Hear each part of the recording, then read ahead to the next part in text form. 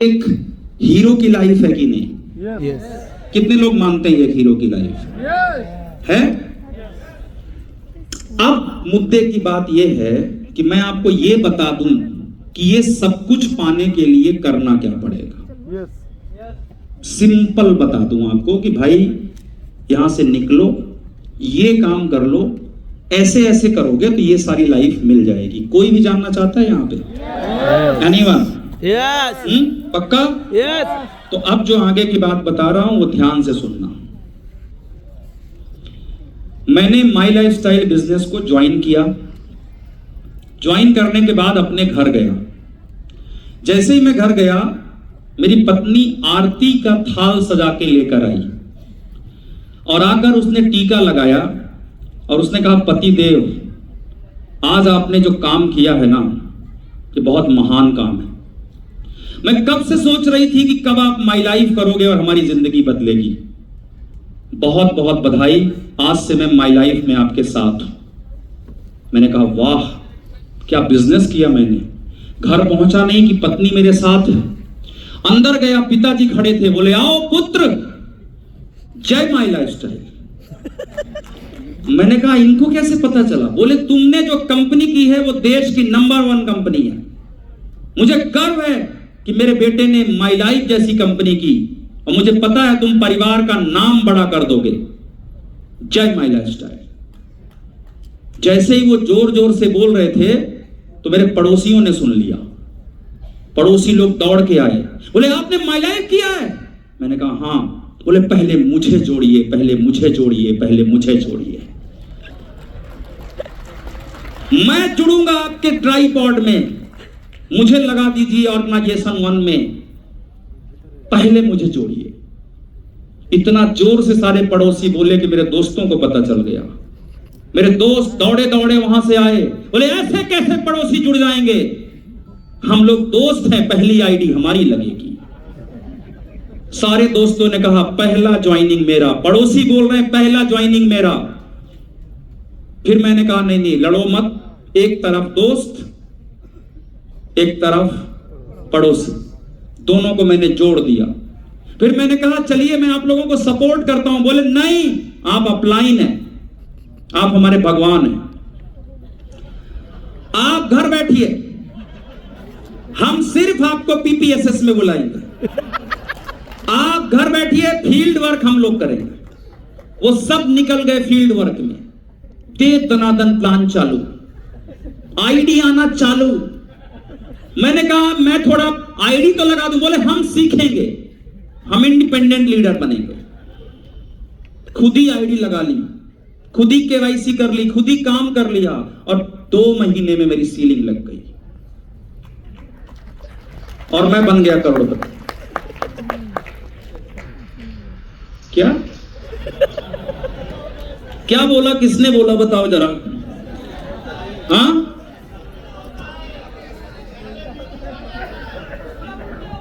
इसका उल्टा हुआ। यहां पे ट्रेनर कौन है? कौन है ट्रेनर यहां पे? तो जो मैं बोलूंगा वो सही है कि जो आप बोलोगे वो सही है? नहीं, मैं ट्रेनिंग देने आया हूं, मैं गलत थोड़ी बोलूंगा यहां पे। क्या लग रहा है इधर?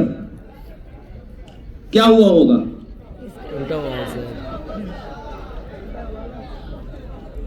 ये आगे वाले मेरी बेइज्जती कर रहे हैं, पीछे वाले लोग बताओ मैं सही बोल रहा हूं ना? नहीं?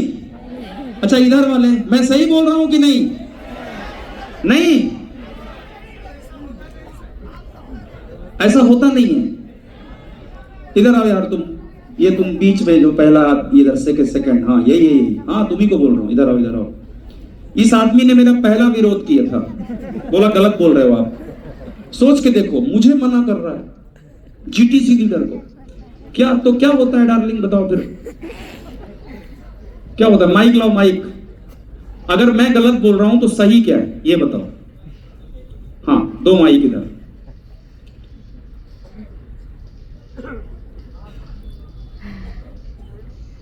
क्या होता है?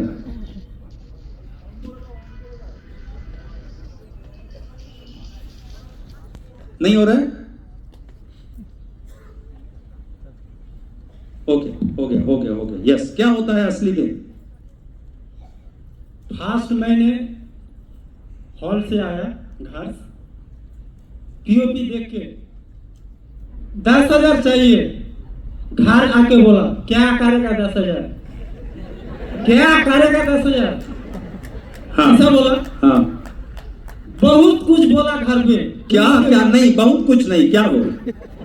क्या करेगा 10,000 रुपये। आरती उतारी होगी ना आपकी, बोले होंगे जाओ कर लो माई लाइफ, जा सिमरंजा जी ले अपनी जिंदगी। ऐसा नहीं हुआ सर। तो कैसा हुआ डार्लिंग, बोलो। संपूर्ण उल्टा हुआ सर। संपूर्ण उल्टा हुआ। क्या हुआ बोलो, क्या हुआ? आप जो अभी बोला उसी का हिसाब से संपूर्ण उल्टा हो गया। उल्टा ऐसा हुआ सर, ये सब नहीं होगा, 10,000 रुपया देगा ऐसा कुछ भी नहीं होगा। मैंने बोला सांस रहेगा आपको दिखाऊंगा, ऐसे ही बोल के ऐसे ऐसे करके रह गया डीटीसी सर। उसके बाद सांस रहा कि नहीं रहा? सांस रहा सर। कौन सही बोल रहा है, मैं कि ये? देखो एक बात बताऊं आपको, बताइए सर। वैसे तो मैं पूरा प्रोग्राम जो बताऊंगा वो सही है, पर इधर जो अभी 2 मिनट मैंने बोला ये सच्ची में झूठ है। ऐसा कुछ नहीं हुआ मेरे साथ भी। अभी अभी ओरिजिनल क्या हुआ बताऊं आपको? Yes sir. सच्ची में क्या हुआ यस सर। जानना चाहते हो? यस। पक्का? यस। तो बगल वाले की आंखों में देख के बोलो अभी जो ने सर ने बोला वो झूठ था। अब ये सच बताएंगे। डन? चलो तो आगे बढ़ते हैं, क्या है सच वो बताते हैं। बैठ नहीं पा रहे, वो बाहर घूम रहे हैं। क्या हुआ ये दिख रहा है आपको? क्या है ये? क्या है ये? आम का पेड़। आपके लिए ये आम का पेड़ होगा, लेकिन ये मेरा गांव का स्कूल है। पहला जो प्राथमिक कक्षा की पढ़ाई होता है वो मैंने इसी पेड़ के नीचे किया है। मैं गांव, कितने लोग गांव से हैं? क्या बात है, लव यू। मैं भी एक गांव का आदमी हूं, है ना। इस गांव में मैं पढ़ता था, ये पेड़ के नीचे, स्कूल भी नहीं था हमारे यहां, मेरे घर में लाइट भी नहीं था। लालटेन चिमनी सुना है फिल्मों में? यस। वो हमने जिया है। देखने के लिए घड़ी नहीं था हाथ में। रोडवेज बसेस जानते हैं? रोड में जो टाइम पे चलता है, 10 बजे 6 बजे ऐसा आता है। तो वैसा हमारे यहाँ 2 बस चलता था, एक सुबह 11 बजे उसका नाम था मनोरमा, एक शाम को 4 बजे उसका नाम था नील तारा। तो जब मनोरमा आए तो हमारी स्कूल चालू, और जब नील तारा आए तो हमारी छुट्टी। और मैं भगवान से रोज प्रार्थना करता था कि मनोरमा थोड़ा देर से आए और नील तारा जल्दी आए, क्योंकि मुझसे स्कूल का पीपीएसएस झेला नहीं जाता था, बहुत कठिन था। वहां से मैंने अपने लाइफ का स्टार्ट किया दोस्तों। बहुत छोटे से गांव का रहने वाला, ये मेरे गांव का घर है। खपड़ेल मकान समझते हैं यहाँ पे, कच्चा घर, राइट। तो कच्चा घर हमारा होता था। बीच में मेरे दादाजी बैठे हैं, ये रामायण भागवत की कथा करते थे, थोड़ा बहुत पैसे कमाकर परिवार का पालन पोषण करते थे। इधर मेरे बड़े भाई बैठे हैं, पीछे जो वो झांक रही ना खंबे के पीछे, वो मेरी बहन है। और इधर जो लड़का बैठा है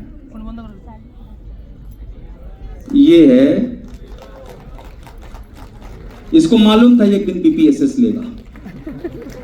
आई बात समझ में? ये मैं हूं। वहां से हमारा संघर्ष चालू हुआ। ये मेरा पहला फोटोग्राफ है, फर्स्ट। आलोक सर ने बोला पीपीएसएस में अपना पूरा स्टोरी दिखाना है, तो हम पूरा स्टोरी दिखा रहे हैं। This is my first photograph. क्योंकि जब हम शहर आते थे स्पेशल मौके पे, तब पिताजी फोटो खिंचाते थे। तो ये मेरा पहला फोटोग्राफ है, इसके पहले का फोटोग्राफ है ही नहीं। ये मेरे पापा हैं, है ना, ये टीचिंग करते थे। और मेरे पापा ने मुझे एक बहुत अच्छी बात सिखाई, मेरे दादाजी ने भी मुझे ये बात सिखाई, और मैं आज वही बात आपको बताना चाहता हूं। उन्होंने पहली बात यह सिखाई कि कुछ भी परिस्थितियां हो, कुछ भी हालात हो, कुछ भी कठिनाई का सामना कर रहे हो, किसी के साथ बेईमानी मत करना। यह पहला बात उन्होंने मुझे सिखाया। और दूसरी बात मेरे दादाजी ने मुझे क्या सिखाया, वो रामायण की कथा करते थे, तो रामायण में एक चौपाई है जो मैं आपसे शेयर करता हूं। उन्होंने मुझे सिखाया था कि परहित सरिस धर्म नहीं भाई और पर पीड़ा सम नहीं अधमाई। मतलब धर्म क्या है, आजकल देखिए कोई हिंदू, कोई मुसलमान, कोई सिख, कोई फलाना, कोई ढिमका, ऐसे लड़ाई करते हैं ना। लेकिन धर्म असली में क्या है ये ज्यादातर लोग जानते ही नहीं है। धर्म क्या है ये बात आप समझने की कोशिश करना, और इसी धर्म को अगर जियोगे तो जिंदगी बहुत खूबसूरत बनने वाली है। क्या है धर्म समझो। परहित सरिस, परहित मतलब दूसरे का फायदा, पर मतलब पराया, हित मतलब फायदा। तो परहित सरिस धर्म नहीं भाई। अगर आपकी वजह से किसी दूसरे इंसान का भला होता है तो इससे बड़ा धर्म कुछ नहीं है। परहित सरिस धर्म नहीं भाई और पर पीड़ा सम नहीं अधमाई। अगर आपकी वजह से किसी दूसरे की जिंदगी बर्बाद होती है, खराब होती है, उसकी लाइफ में प्रॉब्लम आती है, तो इससे बड़ा पाप कुछ भी नहीं है। मतलब अगर आप बहुत पूजा पाठ ही नहीं कर पाते, बहुत आप मंदिर मस्जिद नहीं जा पाते, तो सिर्फ एक काम कर लो, किसी दूसरे की जिंदगी में कुछ मदद करने की कोशिश करो। अगर इतना कर लिया तो सारे पूजा पाठ हो जाएंगे। और एक चीज और सोच के देखो, माई लाइफस्टाइल बिजनेस में हमारा काम क्या है? गहराई से सोचो तो किसी दूसरे व्यक्ति का भला करना। जब हम अपना प्रोडक्ट देते हैं तो किसी का घुटने का दर्द ठीक होता है, किसी का स्टोन निकल जाता है, किसी का हार्ट ठीक हो जाता है, किसी का लीवर ठीक हो जाता है, किसी का एग्रो प्रोडक्ट से खेती अच्छा हो जाता है। तो ये परहित है कि नहीं है? जब हम अपनी टीम को मदद करते हैं तो उसका चेक बनता है, उसके चेहरे पे खुशी आती है, उसका सपना पूरा होता है, ये परहित नहीं है क्या? मतलब माई लाइफ क्या बिजनेस है यार। ये जन्म तो अच्छा होता ही है, वो जन्म भी अच्छा बन जाता है। पैसा और पुण्य साथ में कमाने का मौका मिलता है। ये मेरा प्राइमरी स्कूल अभी बन गया है, पहले नहीं था। लालटेन चिमनी में मैंने पढ़ाई किया है। मैं जब गांव में रहता था तो मेरे पापा का ड्रीम था, मैंने आपको बताया क्या क्या ड्रीम था उनका। एक टीचर बन जाना, एक रेलवे में टिकट चेकर बन जाना, राइट, और एक बैंक में कैशियर बन जाना। तो जब मेरे पापा ने मुझे कहा कि तुम टिकट चेकर बन जाओ, तो मैंने अपने पापा को क्या बोला, पापा मैं पहले टिकट चेकर को मिलूंगा, देखूंगा, अगर मुझे लगेगा इसकी तरह बनना है तो मैं बनूंगा। मैं ट्रेन में गया, बैठा, टिकट चेकर आया, मैंने उसको देखा और उसको देख के मुझे नहीं लगा मुझे इसकी तरह बनना है। क्या जिंदगी है उसकी। कोट पहन के हर आदमी के भैया टिकट, भैया टिकट, भैया टिकट, भैया टिकट, भैया टिकट, भैया टिकट, आधार कार्ड। क्या जिंदगी है यार। मैं रोज ट्रेन में यही करूंगा। मैंने कहा मैं नहीं करूंगा। फिर मेरे पापा ने बोला तू कैशियर बन जा। बैंक में एक आदमी जाओगे तो अंदर बैठा रहता है, इतना बड़ा बॉक्स रहता है, कलकत्ता में ऐसे ही रहता है कि नहीं? ऐसा बॉक्स रहता है, उसके अंदर वो बैठा रहता है। आप बोलते हो सर 5000, तो क्या करता है? ऐसे देता है। आप लोगों ने कभी उसका मुंह देखा है? कभी देखा है उसको? अगर नहीं देखा कल जाके देखो, उसका भी मुस्कुराता हुआ नहीं दिखेगा। किसी ने देखा है, नोटिस किया है? मैं कम से कम 10 बार गया क्योंकि मुझे बनना था वो चीज। मैंने कहा यार बनने के पहले देख तो लूं कि बनने के बाद मैं कैसा लगूंगा। तो जब मैं जाऊं सर 500 रुपए, मैंने कहा इसकी तरह तो साले की तरह नहीं बनना मुझे। मैंने कहा मैं टिकट चेकर भी नहीं बनूंगा, मैं कैशियर भी नहीं बनूंगा। तो पापा ने मुझे पता है क्या बोला, तो क्या तू कोई हीरो है जो इतनी बड़ी बड़ी बातें करता है? मैंने कहा ये तो नहीं डैडी, लेकिन ये तो नहीं बनूंगा। क्या करूंगा मेरे को पता नहीं। मेरे पापा बोले पढ़ाई लिखाई करो, नौकरी करो। मैंने कहा नौकरी तो मैं नहीं करूंगा, और मैं घर से भागकर शहर आ गया। गांव से भागकर मैं कहां आ गया? शहर। अब पापा ने पैसे भेजने बंद कर दिए, तो मैंने ट्यूशन पढ़ाना स्टार्ट कर। ट्यूशन समझते हैं? ट्यूशन, घर घर जाके ट्यूशन पढ़ाना स्टार्ट कर दिया, और वहां से ट्यूशन पढ़ा पढ़ा के मैंने एक कुछ पैसे इकट्ठा करके सेकेंड हैंड बाइक खरीदी। सेकेंड हैंड, करीबन 10 साल पुरानी बाइक, और ये वो बाइक है, समझ रहे हैं? टीवीएस विक्टर। ये इतना कबाड़ हालत में थी कि इसमें हार्न को छोड़ के सब बजता था, और बड़ा मुश्किल से मैं जीता था। 20 रुपए का पेट्रोल डलवाता था। फाइनली मेरे पापा समझ गए कि अब ये लड़का हाथ से निकल गया है, बिगड़ गया है। क्योंकि जब लड़का माँ बाप की बात नहीं मानता और सरकारी नौकरी नहीं करता, तो क्या बोलते हैं माँ बाप की? लड़का बिगड़ गया है। और हमारे क्षेत्र में जब कोई लड़का बिगड़ जाता है तो उसको सुधारने के लिए एक कार्यक्रम करते हैं।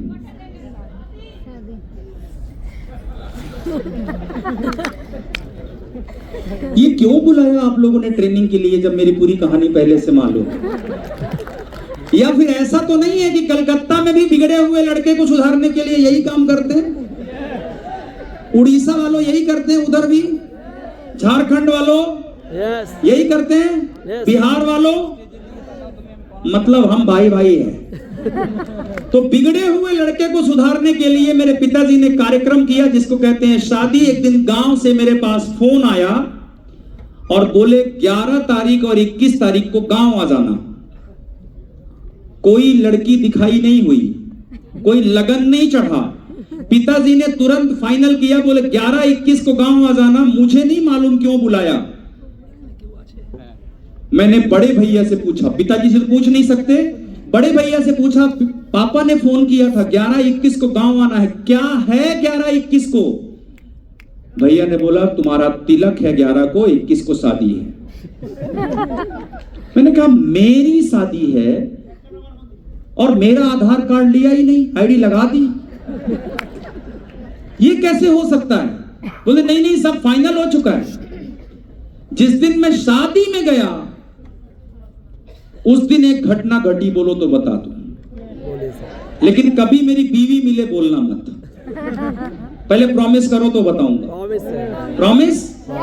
जब मैं शादी में घर गया उनके बारात में, तो मैंने क्या देखा कि मेरे पत्नी का जो घर है, मतलब उनके पिताजी का जो घर है, वो बहुत बड़ा सा घर बना है, नौकर चाकर लगे, पूरा एरिया 1 किलोमीटर में पूरा डेकोरेशन किया गया है। मतलब वो लोग पहले से ही करोड़पति थे।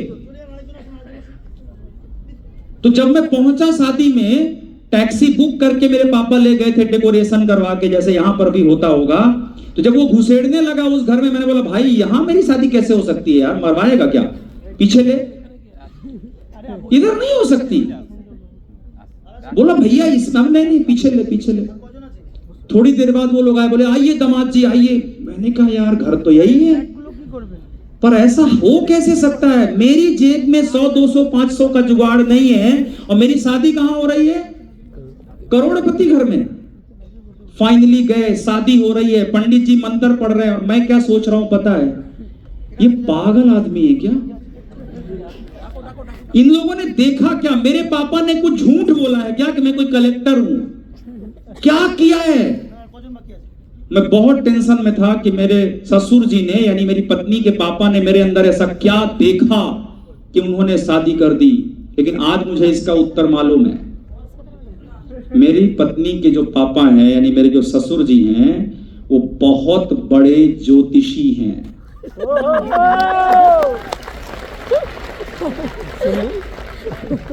उन्होंने पहले ही देख लिया था कि इसकी तीनों आईडी ग्रीन कर दो,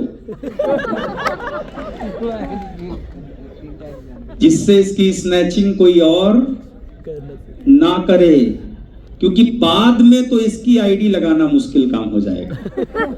यस और नो? तो उन्होंने आईडी लगा दी।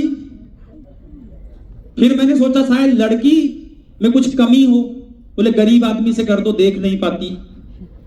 तो ऐसा भी नहीं था। और अब जो कहानी आपको सुनाने वाला हूं, ये हमारी फर्स्ट मैरिज एनिवर्सरी का फोटो है। अभी हमने 20वीं मनाई। चेहरा देख के पता चल रहा है कि गरीब आदमी है ना। गरीब आदमी ऐसे ही होता है, उसकी मूछें छोटी होती हैं, जैसे ही पैसे आते हैं तो मूछें बड़ी हो जाती हैं, ऐसे ही है ना। तो 1 साल शादी हो गई, घर आ गए, 1 साल तक सब कुछ अच्छा चला, क्योंकि मेरी पत्नी ने मुझसे कुछ डिमांड ही नहीं की, मस्त चल रहा था सब कुछ। शादी की एनिवर्सरी आई, मैं ट्यूशन पढ़ाता था, 5-10 हजार रुपए कमा लेता था, और 21 जून को एनिवर्सरी आई 1 साल बाद, और मेरी पत्नी ने मुझे आकर क्या बोला पता है? Happy anniversary darling. मैंने कहा हैप्पी एनिवर्सरी? तो क्या बोलती है, शादी को 1 साल हो गए और हम लोग अभी तक कहीं घूमने नहीं गए। मैंने कहा हाँ नहीं गए। ओके, अब बोले आज शाम को घूमने चलेंगे। और इसने इतना प्यार से बोला ना कि मेरा जो दिल था वो जोर जोर पे धड़कने लगा, लेकिन प्यार के मारे नहीं, डर के मारे कि दुर्गेश त्रिपाठी आज तो खर्चा होगा। एक छोटी सी बात मैं औरतों और मर्दों के बारे में बताना चाहूंगा, अगर आप बुरा ना माने तो। प्यार करने के मामले में औरतें दिल से सोचती हैं और मर्द हमेशा दिमाग से सोचता है। कितनी औरतें इस बात को मानती हैं और कितने मर्द इस बात को मानते हैं। वो प्यार से कहती है आई लव यू, और ये दिमाग लगाता है अच्छा ठीक है। अब मैं बताता हूं कैसे मर्द होते हैं दिमाग वाले। तो मेरी पत्नी ने बड़े प्यार से बोला आई लव यू, आज शाम को एनिवर्सरी है, हम घूमने चलेंगे। मैंने कहा चलेंगे। मैंने मोटरसाइकिल अपना थोड़ा धोया होया जो कबाड़ हालत में थी, और मेरी पत्नी रोमांटिक गाने गा रही है, बहारो फूल बरसाओ मेरा महबूब आया है। और मैं मनी मन क्या सोच रहा हूं पता है? बता दूं क्या सोच रहा हूं? मैं गया, मैंने मेरा जेब में चेक किया पैसा कितना है। पहले से मालूम था नहीं कि एनिवर्सरी मनाए जाएंगे, तो जो पैसा था खर्चा हो गया था। जेब में था उस दिन मेरे 1500 रुपए। कितना पैसा था? 1500 रुपए। तो मैं मन में सोच रहा था आज ये कितना भी गाना गाए, मेरे पास कितना है? 1500 रुपए। तो आज का पूरा प्रोग्राम कितने में होगा? 1500 में। तो मैं दिमाग लगा रहा हूं कि मैं 1500 में इसको कैसे निपटाऊंगा। और हर एक पति का एक छुपा हुआ ईगो होता है, हर एक पति का। वो दुनिया में हर जगह किसी की बात सुन लेगा, लेकिन अपनी पत्नी की बात नहीं सुनेगा। उसमें हमेशा उसका ईगो टकराएगा। तो मेरा भी एक ईगो था भाई कि मैं ये तो नहीं बोलूंगा मेरे पास पैसे नहीं है। वो बोली मार्केट चलेंगे, पार्टी करेंगे। यस डार्लिंग करेंगे, लेकिन मन में सोच रहा हूं निपटाऊंगा 1500 में ही। बाइक में हम लोग निकले शाम को, पत्नी रोमांटिक मूड में है। और हम लोगों के यहां पर जब पति पत्नी साथ में घूमने निकलते हैं तो पत्नी प्यार से उसको ऐसा पीछे से बाइक में पकड़ती है। कलकत्ता में पकड़ती है कि नहीं? बहुत पकड़ती है, हमारे यहां पकड़ती है। मेरी पत्नी ने इतना प्यार से पकड़ा, अच्छा तो लगा मुझे, लेकिन मैंने मनी मन क्या बोला पता है? निपटाऊंगा तो 1500 में ही, चाहे कितना भी प्यार से पकड़ा। हम लोग एक साड़ी की दुकान में गए। इसके पहले कि मैं बाइक खड़ी करूं, मेरी पत्नी दुकान के अंदर और जाके बोलती है ये वाली लूंगी। मैं बाइक से उतरा। वो कहां से सोच रही है? कहां से? मर्द की क्या आदत है। मैं अंदर पहुंचा, मैंने कहा रुको थोड़ा देख लूं साड़ी की क्वालिटी। मैंने क्वालिटी चेक की। क्वालिटी कहां चेक की? एक छोटा सा टैग लगा रहता है क्वालिटी का, उसमें लिखा हुआ था 3000 रुपए मात्र। मुझे ये मात्र लिखने वाला मिल जाता तो उसकी हत्या मैं उसी दिन कर सकता था। मैंने कहा डार्लिंग इसकी क्वालिटी अच्छी नहीं है, आज शादी की सालगिरह है, तोहफा कौन देगा? तो पसंद किसकी होनी चाहिए?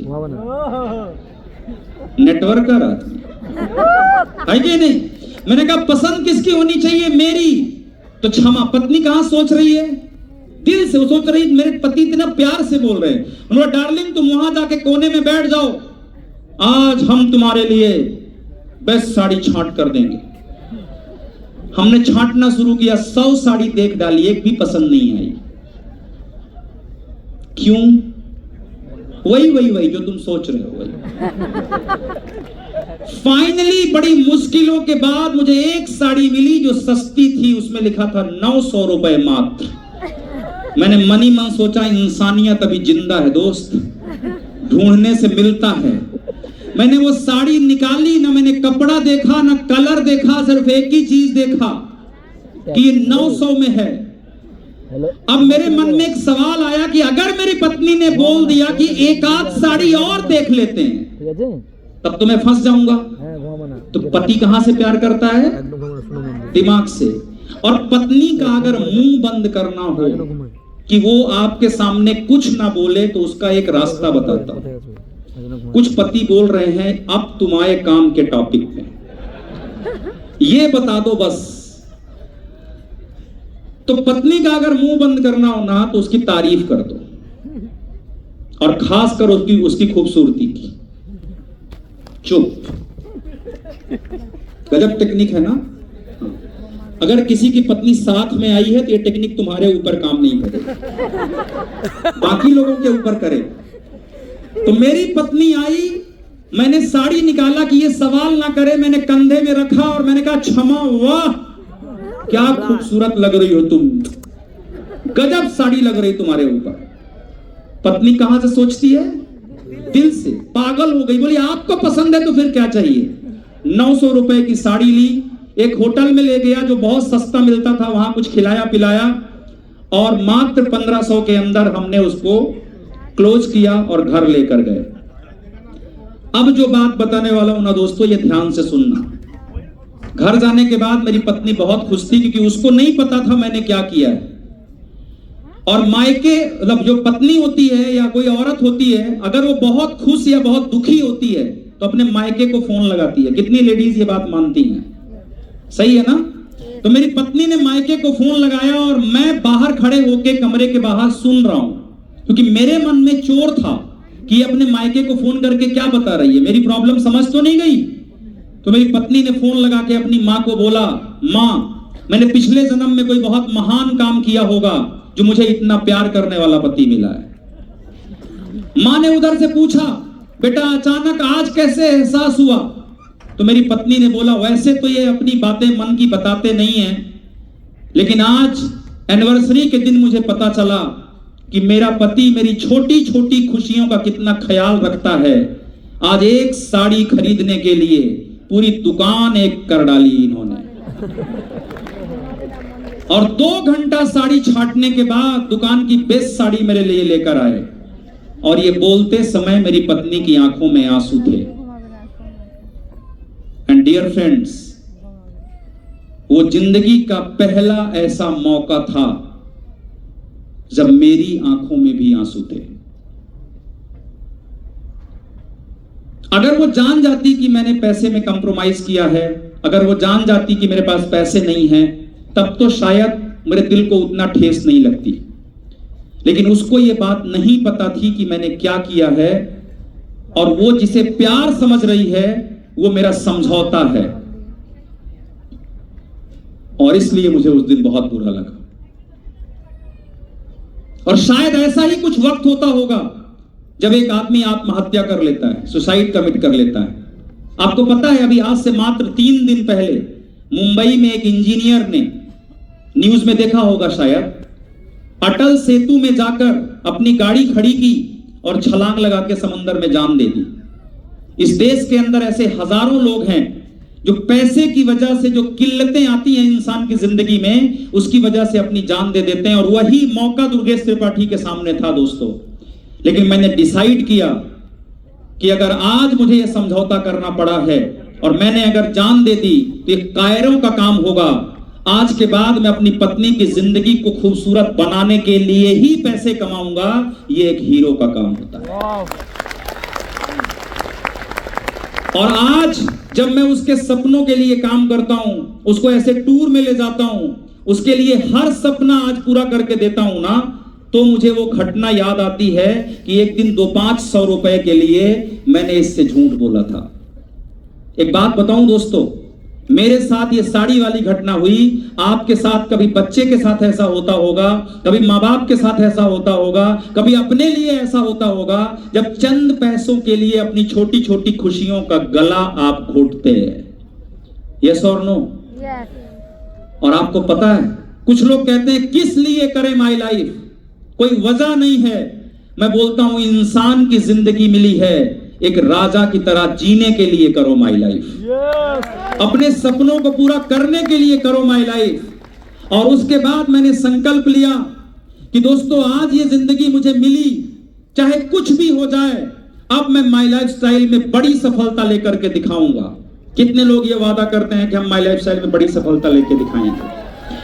और जितने लोगों ने हाथ उठाया उसमें वापस पूछ रहा हूं, कितने ऐसे लोग हैं जिनका पे आउट अभी तक नहीं बना? कितने लोग हैं जिनका पे आउट अभी तक नहीं बना? अब जो बात बताने वाला हूं ध्यान से सुनना। आज आप यहां पीपीएसएस में आकर कितना भी जोश दिखा लो,